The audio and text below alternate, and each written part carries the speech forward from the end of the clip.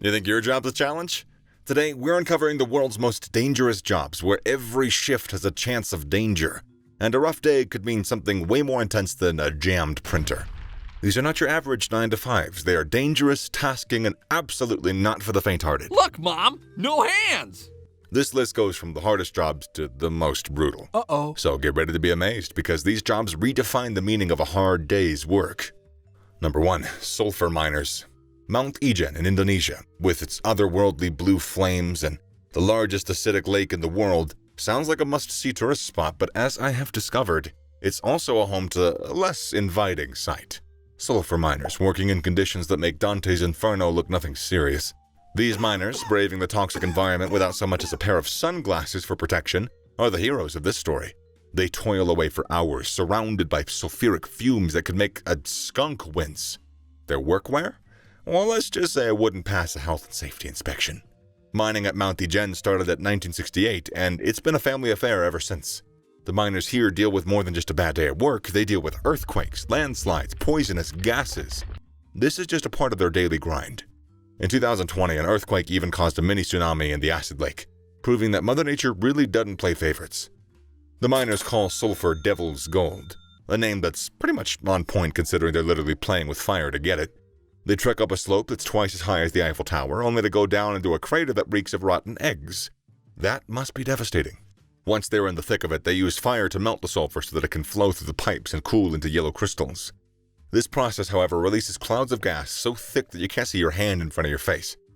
Being there for a mere 15 minutes can feel like smoking a pack of cigarettes. Here's where it gets a bit more ironic.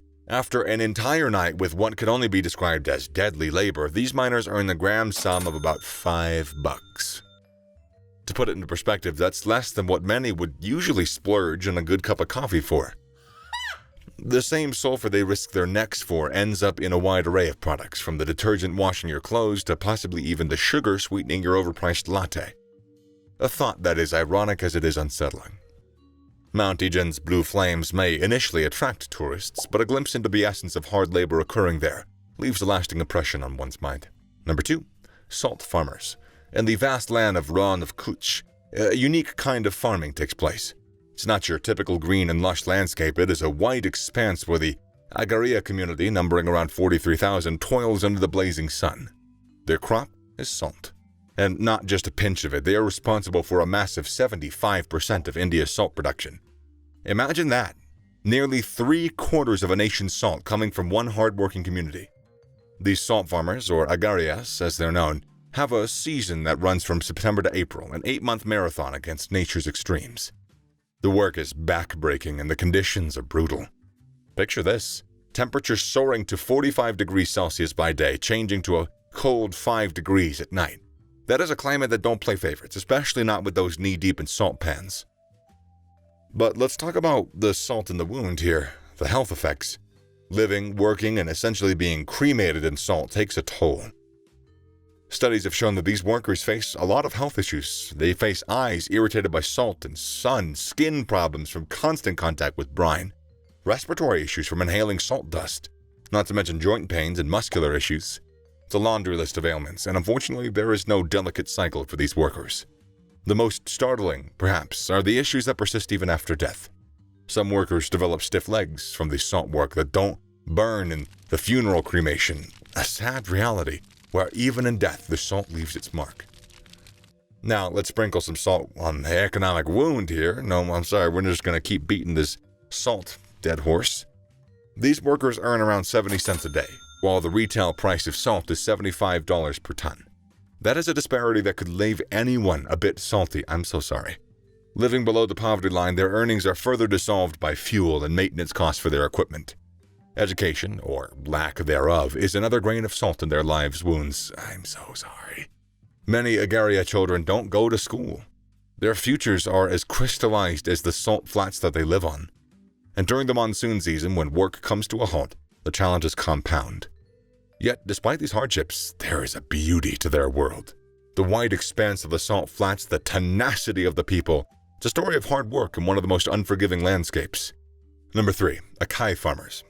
When you're enjoying those cute little acai berries in your morning granola, There is a whole story behind these tiny purple fruits that rarely gets told. These berries, a favorite in health food circles, have journeyed from the depths of the Brazilian jungles to your breakfast table, and it is not at all smooth. Acai berries are a booming business, especially in the US, where they're found to be a hit in everything from smoothie bowls to skincare products. With a market expected to hit $2 billion by 2026, it's pretty clear America has a bit of an acai obsession. But here's the twist. While these berries are busy fighting free radicals, there is a battle of different kinds happening in their homeland. Brazil, the world's leading producer of acai, has a dark side to its berry business: child labor violations. Seems like these slender acai trees couldn't handle the weight of an adult, leading to children being the preferred pickers. Scaling 80-foot trees is no small feat, especially when the risks include falls, snake bites, disappearing into the rainforest. Not exactly child's play. No. Despite these dangers, the payout for these small-sized pickers is pitifully low. A family might earn $3 for a basket of berries that will eventually become a $15 smoothie in a swanky US juice bar. It's a difference that highlights the chasm between the health-obsessed elite and those at the bottom of the acai industry. So is there anyone doing anything about this? Anything we can do? Well, Brazil tried to make a dirty list of employers using child labor, but with limited inspectors, it's like trying to find a needle in a very, very large jungle-covered haystack. Even with organizations attempting to eradicate child labor, the complex supply chain makes oversight very tough. And let's face it, ensuring ethical practices across thousands of families spread over vast areas is as challenging as convincing a hardcore carnivore to go vegan. For American acai lovers, this begs a serious question. Is your bowl tainted with the bitter taste of unethical labor? While the berries might be packed with health benefits, their backstory leaves a lot to be desired. Number 4. Egyptian miners. In the stone quarries of Minya, Egypt, nearly 8,000 workers, with more determination than most, labor in conditions that redefine extreme. Think of a workplace where health and safety regulations are as scarce as a snowflake in the Sahara. The main gig in Minya, a mere 300 kilometers from Cairo, is stone extraction. But this, again, as we said in the beginning, is not your average 9 to 5. The workers operate ancient, cranky machinery that looks like it should be in a museum, honestly, not a quarry. Safety precautions is a foreign concept here. As a result, the workplace accident is as common as the stones that they're cutting, and it's not even to start on the dust. This dust does not just mess up your hair. It's a direct ticket to serious lung, respiratory diseases, eye infections, eye diseases. Life expectancy for these workers is 45 years old. That is not an advertisement for a dream job. They don't live in the same era that we do. Despite the risks, these workers are the backbone of an industry where legality is as rare as a polite conversation in rush hour traffic. With 80% of quarries operating without legal authorization and only 10% of workers having social insurance, it's clear that the workers are dealt a bad hand. Meanwhile, Mithat Kalini from Mehari Medical College highlights the dire health situation. Silicosis, caused by inhaling dust, turns workers' lungs into a battleground. That's because protective gears are as rare as a unicorn for most of these workers. Workers often use basic surgical masks, which are about as useful as a chocolate teapot in these conditions.